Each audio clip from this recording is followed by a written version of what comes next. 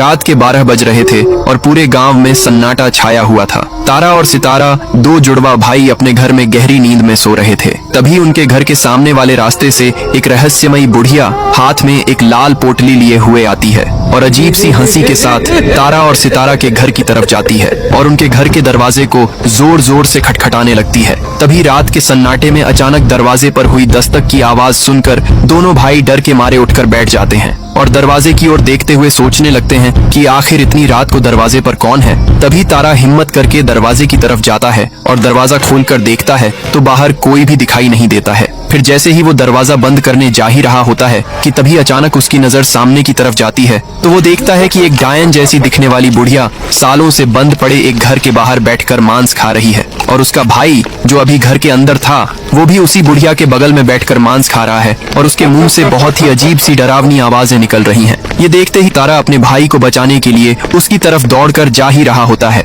कि तभी वो देखता है कि अचानक वो बुढ़िया रहस्यमयी तरीके से गायब हो जाती है और उसका भाई वहीं जमीन पर गिरकर बेहोश हो जाता है। तभी तारा जल्दी से अपने भाई को उठाता है और उसे लेकर गांव के सुनसान इलाके में बने एक पुराने हॉस्पिटल की तरफ भागने लगता है। तभी भागते भागते अचानक उसकी नजर सड़क पर सामने की ओर जाती है तो उसे वही रहस्यमयी बुढ़िया फिर से सड़क के बीचों बीच खड़ी दिखाई देती है जो चिल्लाते हुए कहती है कि तेरे इस भाई ने मुझे और मेरे बेटे को उसी घर में पैसों के लिए जलाकर मार दिया था। जा, जितना इलाज कराना है करा ले, लेकिन तेरा भाई नहीं बचेगा। तभी तारा बुढ़िया की बातों को अनसुना करते हुए तेजी से अपने भाई को लेकर हॉस्पिटल की ओर बढ़ता है, लेकिन इलाज के दौरान उसका भाई वहीं तड़पते हुए दम तोड़ देता है। लेकिन फिर भी आपने उस बुढ़िया और उसके बेटे के लिए लाइक और सब्सक्राइब नहीं किया।